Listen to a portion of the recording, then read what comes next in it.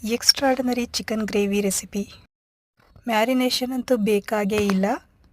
ಎಲ್ಲ ರೀತಿಯ ಡಿಶಸ್ಗೂ ಸರಿ ಹೊಂದುತ್ತೆ. ಲೈಕ್ ರೋಟಿ, ಚಪಾತಿ, ಪೂರಿ, ಕಡುಬು, ಇಡ್ಲಿ ಹೀಗೆ ಯಾವುದಕ್ಕೆ ಬೇಕಾದರೂ ನೀವು ಯೂಸ್ ಮಾಡ್ಕೋಬಹುದು.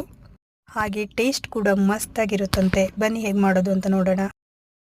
ಸೊ ಮೊದಲಿಗೆ ಚಿಕನ್ ಪೀಸಸ್ನೆಲ್ಲ ಚೆನ್ನಾಗಿ ವಾಶ್ ಮಾಡ್ಕೊಳ್ಳಿ. ನಂತರ ಒಂದು ಬಾಣಲೆ ಅಥವಾ ಪಾನಲ್ಲಿ ಆಯಿಲ್ ಹಾಕಿ, ಆಯಿಲ್ ಕಾದಿದ ನಂತರ ಸ್ವಲ್ಪ ಚಕ್ಕೆ ಮತ್ತು ಲವಂಗ ಸೇರಿಸ್ಕೊಂಡು ಉದ್ದುದ್ದ ಸ್ಲೈಸ್ ಮಾಡಿರೋ ಆನಿಯನ್ನ ಹಾಕ್ಕೊಂಡು ಚೆನ್ನಾಗಿ ಗೋಲ್ಡನ್ ಬ್ರೌನ್ ಆಗೋ ತನಕ ಫ್ರೈ ಮಾಡ್ಕೊಳ್ಳಿ. ಹಾಗೆ 2 ಟೊಮ್ಯಾಟೋನ ಸಣ್ಣದಾಗಿ ಕಟ್ ಮಾಡಿಕೊಂಡು ಸೇರಿಸ್ಕೊಂಡು ಫ್ರೈ ಮಾಡ್ಕೊಳ್ಳಿ. 1 ಚಿಟಿಕೆ ಅರಿಶಿನ ಹಾಗೂ ರುಚಿಗೆ ತಕ್ಕಷ್ಟು ಉಪ್ಪನ್ನು ಸೇರಿಸ್ಕೊಂಡು ಫ್ರೈ ಮಾಡ್ಕೊಳ್ಳಿ.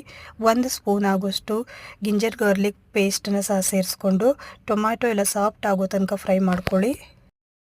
ಅದಾದ ನಂತರ ವಾಶ್ ಮಾಡಿಟ್ಟಿರೋ ಚಿಕನ್ ಪೀಸಸ್ನ ಸೇರಿಸ್ಕೊಂಡು ಚೆನ್ನಾಗಿ ಮಿಕ್ಸ್ ಮಾಡ್ಕೊಳ್ಳಿ.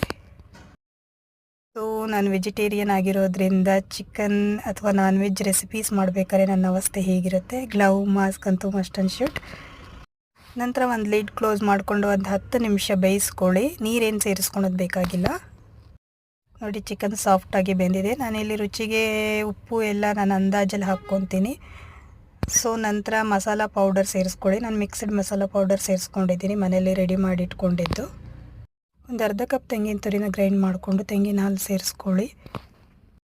ನಾನು ಮಾಡೋ ನಾನ್ ವೆಜ್ ರೆಸಿಪೀಸ್ ಎಲ್ಲ ನಮ್ಮ ಮನೇಲಿ ತುಂಬ ಇಷ್ಟಪಟ್ಟು ತಿಂತಾರೆ.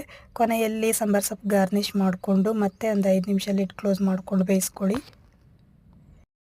So chicken gravy